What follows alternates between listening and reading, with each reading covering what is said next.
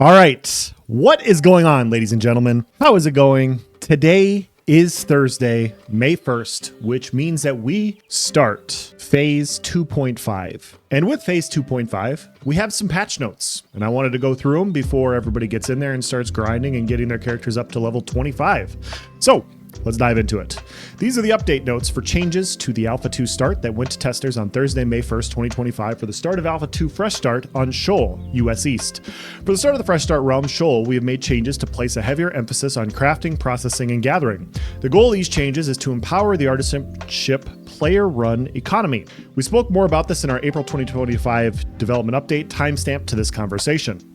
As a reminder, if you come across bugs during Alpha 2 testing, please report them. Alpha 2 updates Thursday, May 5th, 2025. Economy and Artisanship. Random spawn gatherables will no longer respawn at the same location. So this is the elimination of static nodes. For those of you guys that didn't know, static nodes were not well received. It was part of a system that was implemented, and because it was only part of the system, it just didn't work. It just wasn't very good. And so now we're going to have RNG gatherable locations, and I think the full system is coming on next week, May 8th or May 9th, something like that. So yeah, I'm curious to see exactly what's going to happen there. Obviously, I will do a video on that as well. Enemy NPCs will drop completed gear and recipes much less often. So we will have lower RNG drop rates on gear for this phase. Basically, once again, this is providing more value to the economy, to crafters, to make gear, to sell gear, instead of relying on drops, instead of relying on grinding mobs. Part of the reason everybody is annoyed about grinding mobs is because it is so important to do so in order to collect things. And now, going the resource route might be better. Named enemy NPCs give more experience, and their drop rates have been updated. Named enemies now drop more glint, and when they drop completed gear, it has a chance of being a higher rarity item. Interesting. They also now have a chance to drop nothing. Not interesting. I'm just kidding. We'll have to see what the drop rates are for this. That is a very interesting change to see what kind of rarity you can get on some of these drops. Removed all completed gear from regular vendors, with the exception of copper weapons and second sword, ambitious academic, and river stalker equipment. Once again, a lot of introductory gear. They had level 0 and level 10 gear that you could go out and buy to start off with to get stuff up and running. And it looks like they're eliminating a lot of that. And so they're going to remove some vendor gear just to provide more value to crafters. Players have to go out and make these things.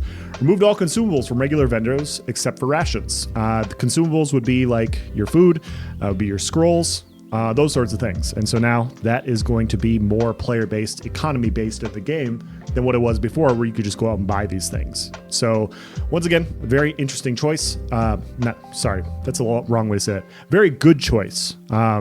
I wasn't sure if they were going to do that. I mean, I think honestly, the way they did it, where they had the introductory stuff, made sense when you get further along in the game. But with the way Alpha 2 is, everybody's just kind of relying on that stuff. And so having crafters make that in those trees so people can get their hands on trying out those artisanships makes a lot of sense. You know, it doesn't feel pointless to do if you're a crafter in that specific thing, in my opinion. So I think that is a good choice. Removed all bags from regular vendors except for novice bags. Interesting. Citizenship and mayoral vendors. Gear on these vendors will now be a lower rarity.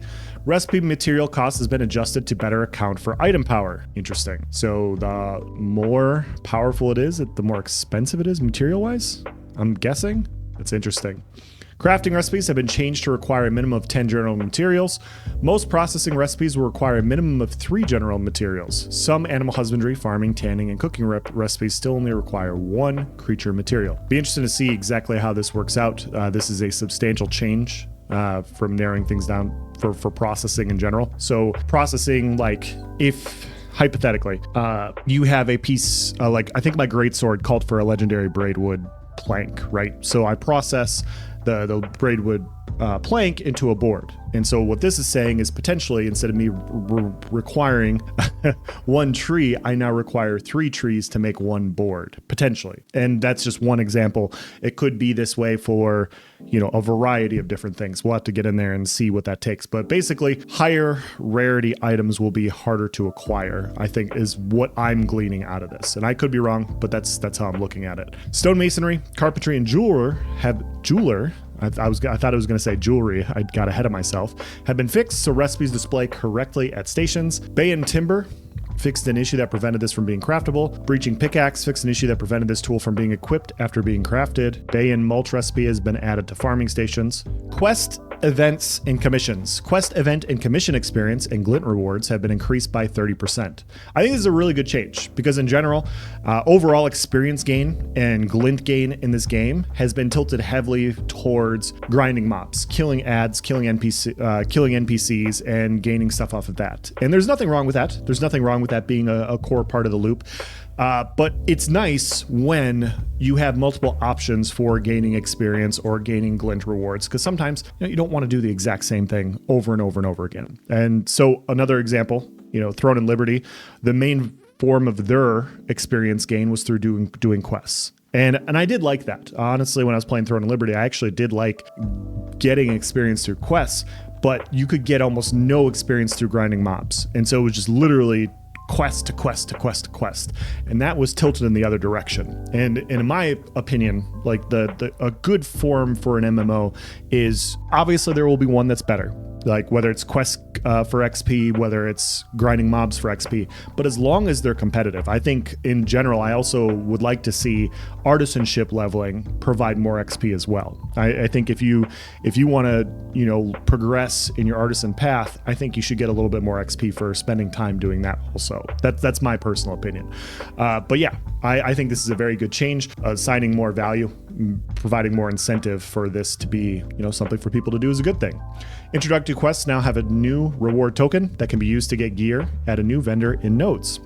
Characters can no longer complete both introductory quest chains on the paths to Lionhold and Simia's Hope. Snatch Sea event now has a longer timer, so there's enough time to complete the event. Treasure maps will drop correctly for the zone that they're in. Enemies and NPCs. Enemy NPC population has been updated in the northern Turquoise Sea and Brine Barrel Island. Okay, we'll have to see what that means. The Hollow Oracle Pocket Dungeon general NPC's respawn time has been reduced to be more in line with other NPC respawn times. Zombie scholars will no longer disappear unexpectedly shortly after spawning. Keel Hall should now show as friendly and can no longer be farmed for experience. I don't think I've been to any of these places yet, to be honest. I know Brine Barrel is in the Jundark. I haven't been to the Jundark yet. But yeah, Turquoise Sea Trading Post Hunting Lodge vendor has been fixed, so it has vendor items to sell. Fantastic. Harbor launch radius has been increased to make it easier for people to find a place to launch ships.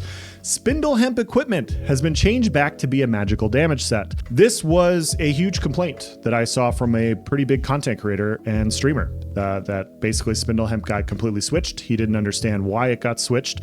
And this was one of the big arguments for why he wasn't going to come play in this next phase, was the fact that there's just the argument was basically because this set changed, there was no reason to do so, even if you were overhauling different sets, which, I completely understand. And so I guess Intrepid looked at that and they switched it over and they switched it back. So we'll see if that is no longer a deal breaker. Grave Lily equipment has been added as a new light armor physical damage set. So yeah, the one thing I will say as a physical damage enjoyer, part of the reason I thought they switched Spindle Hemp over is there were more magical options than physical options in general for different builds. Like there was, you have your Orvidium, which is your heavy armor setup. They had their medium armor setups, which I think is in Steel Bloom. And then they had their light armor setups. And then you look at physical builds, and physical builds didn't have a full light armor set. So they would have light armor pieces, of course.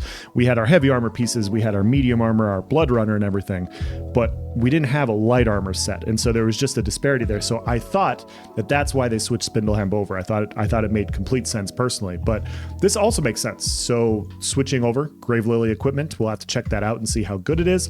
Okay, so you guys didn't see this, but I looked up to see if Grave Lily was on the Codex. It is not. When I find out what this is, if it's worth talking about, I will bring it up. Sorry. Wind and Sea Node War event location is moved. All right. The Bloomed Maw Pocket Dungeon exterior has had visual improvements when viewing this from a distance. Visual improvements to the ocean waters south of Squall's End, and the server worker layout has been updated. So the new phase starts today. Everybody's going to be leveling. It is going to have a lot of people. There was a 500 person wait list when I was trying to hop on earlier today. But overall, I like these changes quite a bit. I like empowering the players more. There's a lot of artisan crafting where players feel valued and like they're providing something to the economy. And there were a few that really worked because you could just do the bare minimum requirements by buying stuff from the vendor. And so some people would go out and they would buy from the vendor in one area and then distribute to different merchant places, but nobody really needed to go out to collect the resources in order to make them because it was already there and, at competitive prices. So yeah, overall, I like this quite a bit. We're going to get in there and test this week. Obviously, I'll provide my feedback like I always do. If you guys have any questions or comments about these patch notes, if I missed something, let me know. If you disagree with me, let me know. I'm going to end this video here. Thank you for watching, guys. Have a nice day.